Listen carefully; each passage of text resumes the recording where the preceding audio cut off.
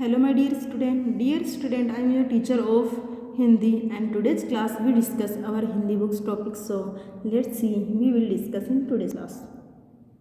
तो बच्चों आज का हमारा टॉपिक है दीवानों की हस्ती। आपको अच्छे से याद है ये हमारा जो चैप्टर था लास्ट क्लास में हमने इस चैप्टर को जो कि कविता थी, इस कविता को हमने जो हमारी लास्ट क्लास थी उसमें अच्छे से डिस्कस हमने कर लिया था, इसका अर्थ हमने समझ लिया था।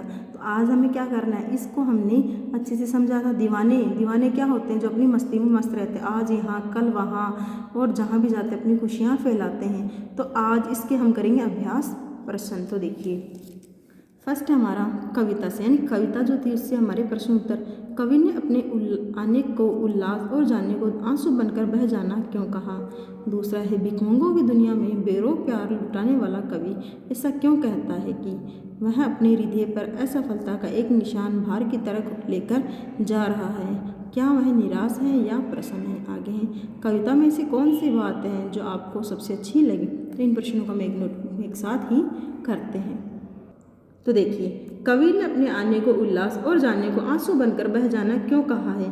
कवि ने ऐसा क्यों कहा कि जब मैं आता हूँ तो चारों तरफ उल्लास ही उल्लास हो जाता है और जब मैं जाता हूँ तो आंसू बनकर बह जाता हूँ। तो ऐसा क्यों कहा। देखिए कवि ने अपने आने को उल्लास इसलिए कहता है क्योंकि जहाँ भी वह जाता है मस्ती का आलम लेकर जाता है, वहाँ लोगों के मन प्रसन्न हो जाते हैं। पर जब वह उस स्थान को छोड़कर आगे जाता है तब उसे तथा वहाँ के लोगों को दुख होता है। विदाई के क्षणों में उसकी आंखों से आंसू बह निकलते हैं। तो ऐसा कवि ने इसलिए कहा है क्योंकि कवि जहाँ भी जाता है वहाँ वो खुशियाँ फैलाता है, सबको खुश कर देता है। और जब वहाँ से जाता है आगे, उस जगह को छोड़ के आगे जाता है तो लोगों को उसके जाने का बहुत दुख होता है। तो विदाई के जो क्षण होते, विदाई का जो समय होता है, कौन सा समय, जब कवि वहाँ खुशियाँ फैलाने के बाद में जाता है तो लोगों की आंखों में आंसू आ जाते हैं। तो इसीलिए कवि ने कहा है कि जब मैं आता हूँ तो उल्लास बनकर आता हूँ और जब जाता हूँ तो आंसू बनकर जाता हूँ। क्यों, जब आता है उल्लास, खुशियाँ फैलाता हूँ, जाता हूँ तो लोग मेरी खुशियों को मुझे याद करके रोने लगते हैं। आगे हैं भिखमंगों की दुनिया में बेरोक प्यार लुटाने वाला कवि ऐसा क्यों कहता है कि वह अपने हृदय पर असफलता का एक निशान भार की तरह लेकर जा रहा है। क्या वह निराश है या प्रसन्न है। देखिए भिखमंगों की दुनिया में बेरोक प्यार लुटाने वाला कवि ऐसा क्यों कहता है कि मैं भिखमंगों की दुनिया में बिना रोक टोक के प्यार लुटाने वाला हूँ और अपने दिल पर एक असफलता की निशानी, एक वजन भार के जैसे लेके जाता है। तो इन बातों से आपको क्या लगता है, क्या वो खुश है या दुखी है। तो देखिए उत्तर, यहाँ भिखमंगों की दुनिया से कवि का आशय है कि यह दुनिया केवल लेना जानती है, देना नहीं। कवि ने भी इस दुनिया को प्यार दिया पर इसके बदले में उसे प्यार नहीं मिला जिसकी वह आशा करता है। कवि निराश है, वह समझता है कि प्यार और खुशियाँ लोगों के जीवन में भरने में असफल रहा।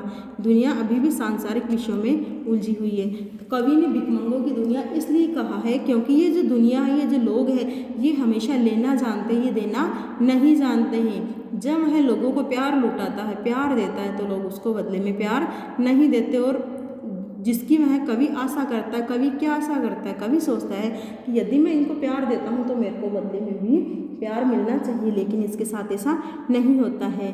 वह समझता है कि वह लोगों के दिलों में, लोगों के जीवन में खुशियाँ, प्यार भरने में असफल रहा है। क्यों, क्योंकि दुनिया अभी भी सांसारिक मोह में उलझी हुई है। आगे देखिए कविता में ऐसी कौन सी बात है जो आपको सबसे अच्छी लगी। उत्तर है कविता में कवि का जीवन के प्रति दृष्टिकोण अच्छा लगा। कवि कहते हैं कि हम सबके सुख दुख एक हैं तथा हमें एक साथ ही इन सुखों और दुखों को भोगना पड़ता है। हमें दोनों परिस्थितियों का सामना समान भाव से करना चाहिए। ऐसी दृष्टिकोण रखने वाला व्यक्ति ही सुखी रह सकता है। कविता में ऐसी कौन सी बात है जिससे क्या लगता है हमें कवि की जो सबसे अच्छी बात है। तो कविता की सबसे अच्छी बात क्या है, कविता में कवि का जो दृष्टिकोण है, नज़रिया है, वो हमें सबसे अच्छा लगा। क्यों अच्छा लगा, क्योंकि कवि ने क्या कहा है कि हमारे जीवन में सुख और दुख आते जाते हैं और वो एक जैसे ही हैं।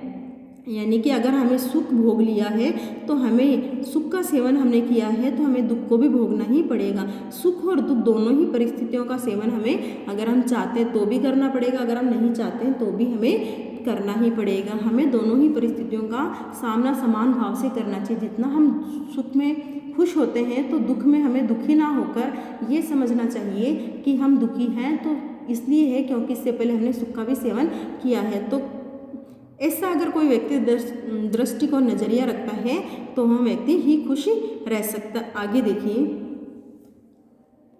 देखिए आगे है कविता से आगे, जीवन में मस्ती होनी चाहिए लेकिन कब मस्ती हानिकारक हो सकती है, सहपाठियों की भी चर्चा कीजिए। तो आपको अपने दोस्तों में चर्चा करनी है। जीवन में मस्ती सबको अच्छी लगती है लेकिन ये मस्ती कब हानिकारक बन जाती है, हानिकारक बच्चों तब बन जाती है जब हमारी इस मस्ती से मज़े से किसी और को नुकसान होने लग जाता है, तो ये हानिकारक। तो इस पर आपको क्या करना है, अपने दोस्तों के साथ में डिस्कशन करना है। आगे देखिए, अब है अनुमान और कल्पना। एक पंक्ति में कवि ने यह कहकर अपने अस्तित्व को नकारा है कि हम दीवानों की क्या हस्ती है, आज यहाँ कल वहाँ चले।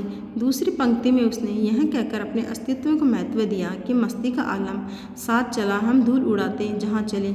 यह गलत, यह फाका मस्ती का उदाहरण है। अभाव में भी खुश रहना फाका मस्ती कही जाती है। कविता में इस प्रकार की अन्य पंक्तियाँ भी उन्हें ध्यानपूर्वक पढ़ी और अनुमान लगाए कि कविता में परस्पर विरोधी बातें क्यों कही गई। कवि ने क्या कहा है, कवि ने अपने अस्तित्व को नकारा है। क्या कहते हैं कि हम दीवानों की हस्ती, आज यहाँ कल वहाँ। तो इसे क्या कहा जाता है, अपनी मस्ती का आलम तो यह है कि उसे जहाँ भी जाते धूल उड़ाते चलते हैं, फाका मस्ती। तो आपको क्या करना है, इस कविता में और भी जो परस्पर विरोधी की बातें कही गई है वो हमें लिखनी है। आगे है, तो ये आपको क्वेश्चन नहीं करना। आगे है भाषा की बात। संतुष्टि के लिए कवि ने छक्कर, जी भरकर और खुलकर जैसे शब्दों का प्रयोग किया है। इसी भाव को व्यक्त करने वाले कुछ और शब्द सोचकर लिखिए, जैसे हंसकर, गाकर। अब देखिए भाषा, संतुष्टि के लिए क्या कहते हैं, मैंने छक्कर भोजन किया है, मैं खुलकर हंसा हूँ, मैंने खुलकर जीवन जिया है। तो ऐसे कुछ जो संतुष्टि के भाव व्यक्त करते हैं वो हमें लिखने। तो एग्जाम्पल के तौर पर हंसकर, गाकर, तो मैं हंसकर काफ़ी खुश हो गया, मैं गाना गाकर खुश हो गया। तो ऐसे शब्द हमें लिखने हैं जो हमें संतुष्टि का भाव व्यक्त करते हैं। तो देखिए इनको,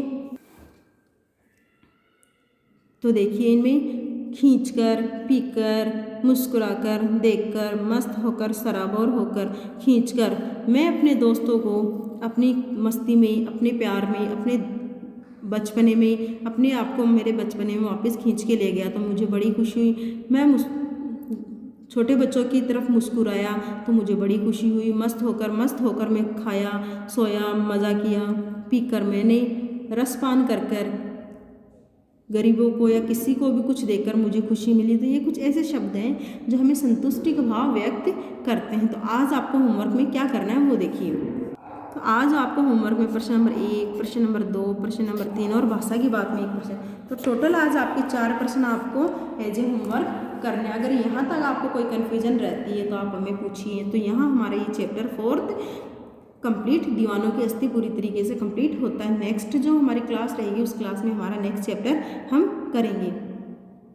तो मुझे उम्मीद आपको समझ में आ गया होगा कि आज हमने क्या पढ़ा है। आज हमारा जो चैप्टर था 4 वो हमने पिछली क्लास में स्टडी किया था, आज उसके क्वेश्चन आंसर कर लिए हैं। तो नेक्स्ट क्लास का टॉपिक क्या रहेगा, चिट्ठियों की अनोखी दुनिया। तो आप अगर चाहो तो इस चैप्टर को घर पे पढ़ सकते हो और समझ सकते हो।